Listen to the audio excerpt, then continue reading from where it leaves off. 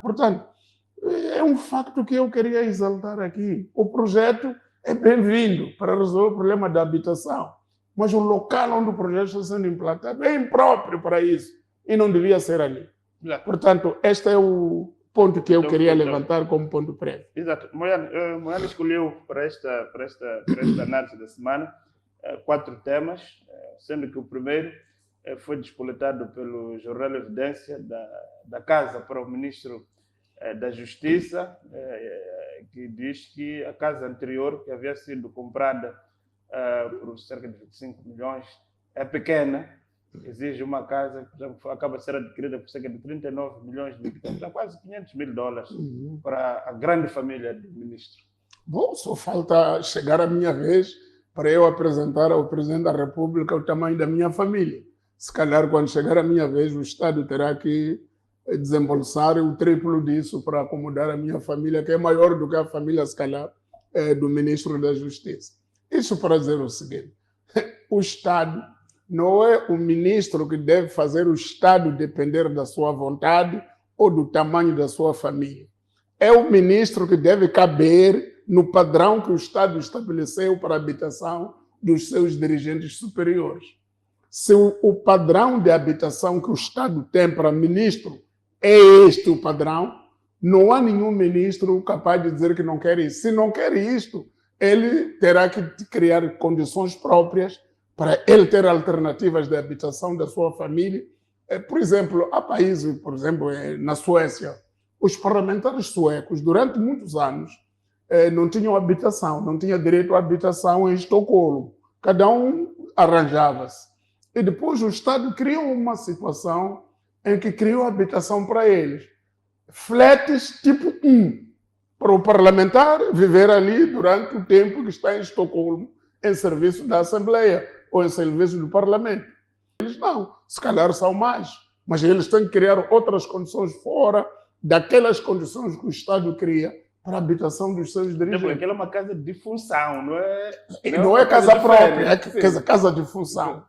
Isso é mais uma razão para ele não ter o direito de questionar. E logo, também, é preciso regulamentar essas coisas. Quem é que autoriza esse tipo de aquisições? Dizem que logo o cofre da Justiça, o cofre dos registros notariados, Correio já foi pagar a nova casa. Parece que os cofres desses órgãos são as novas manjedoras dos dirigentes. Então, isso tem que acabar. Os tribunais também parece uma grande manjedora. E outra coisa que é preciso questionar é que parece que existem, como é que se diz, interesses cruzados entre aquilo que o ministro quer e a disponibilidade da imobiliária. A mesma imobiliária que vendeu a habitação anterior por 24 milhões é a mesma que fornece a nova habitação de 39 milhões. Portanto, há uma imobiliária já com tudo organizado, à espera que você diga que esta casa não dá para mim, para dizer que está leste. Quer dizer, já está tudo arquitetado para acontecer da maneira mais conveniente para algumas pessoas. Eu penso que o ministro, mesmo que a casa tenha sido já comprada, o ministro devia ser obrigado a residir na casa que o Estado já comprou anteriormente para os seus antecessores.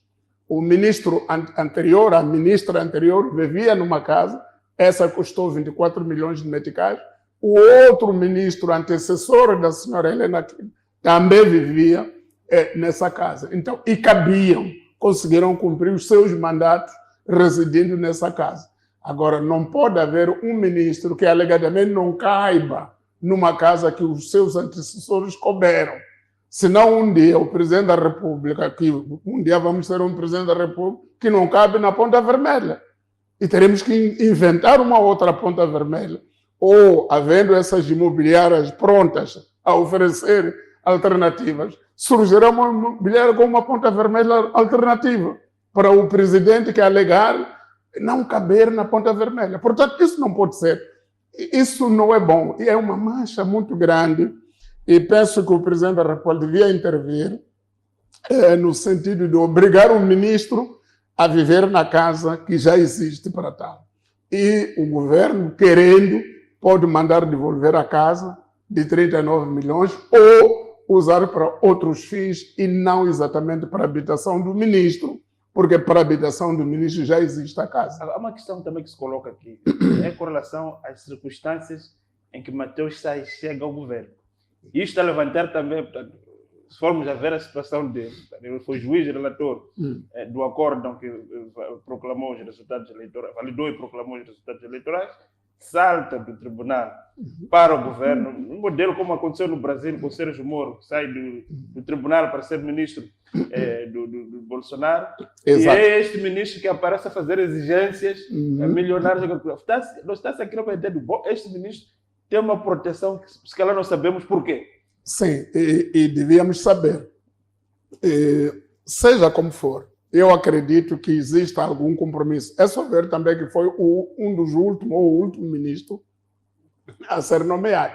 Foram nomeados vários ministros e ficamos aí em suspense para saber quem seria ministro da Justiça.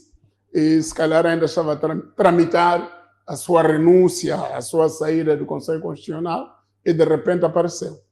Independentemente da competência que o ministro tenha, se é um super-ministro em termos de capacidade ou não, independentemente dos compromissos que o próprio ministro tenha particulares com alguém, para ele vir ao governo ou não vir, ele não pode nos onerar. A sua pessoa não pode onerar a todos nós. Agora, ele exigir uma casa mais cara do que as outras, do que os outros seus antecessores, é um pouco de abuso de poder ou mesmo um sentimento de que ele é muito especial. E não pode haver um ministro que alega o tamanho da sua família para obrigar o Estado a gastar mais do que aquilo que está previsto para aquele dirigente. Portanto, e depois, veja lá, este ministro deve ter garantias especiais. Deve saber que vai viver muito tempo nessa casa. E se for exonerado no próximo mês, o Estado compra uma casa por causa de uma pessoa que ocupa uma função precária, uma função em que pode ser exonerado no dia seguinte, dependendo da vontade do chefe do Estado. Então, gastamos 39 milhões, compramos uma casa que não precisávamos e se calhar o tal ministro vai ser exonerado em pouco tempo. Mas isso nos remete para outro debate. O presidente Chapo tem uma divisa que ele afirmou: vai fazer coisas diferentes para obter resultados diferentes. Eu disse por 2 ocasiões aqui que até aqui não há nada de diferente. O filme que estamos a ver já vimos no passado e já criticamos no passado. Agora, eu gostaria de que ele fizesse diferente, reagisse ao clamor das pessoas, reagisse à indignação da opinião pública.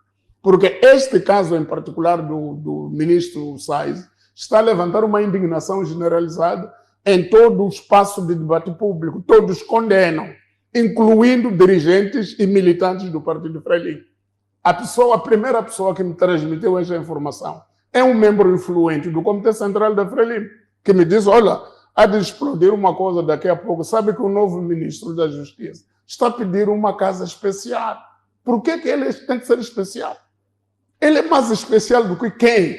O que ele já fez de muito relevante para o país que outras pessoas não tenham feito? Não há. Não é visível, pelo menos que saiba, que seja do nosso conhecimento, não há. E há muitas coisas que nós sabemos deste país, mas sobre ele não sabemos muito. Só sabemos que ele foi o primeiro secretário do Partido Frelimo na Beira, saiu da Beira e veio cair no Conselho Constitucional como juiz conselheiro. E de juiz conselheiro salta para o ministério e logo chega e exige uma fatura de 39 milhões. Então, eu penso que não pode ser assim. Eu penso que as coisas... Para já, os ministros deviam ter casas próprias, casas deles. Mas as casas, o Parque Imobiliário do Estado, onde estão as casas? Estão disponíveis. Onde viviam os ministros da Terra? Estão disponíveis. Se não estão disponíveis, então, por via de meios de corrupção, foram alienadas aos próprios ocupantes, o que pode ser também outro capítulo do problema. Mas o que deve acontecer, eu acho que este ministro não pode ocupar essa casa. E tem que haver, se possível, uma campanha pública para denunciar sistematicamente esta ocupação da casa. Ele não deve ocupar a casa. Tem que ir à casa, conformar-se com a legalidade, ocupar a casa que os seus antecessores já ocuparam. E o Estado deliberar sobre o futuro desta casa.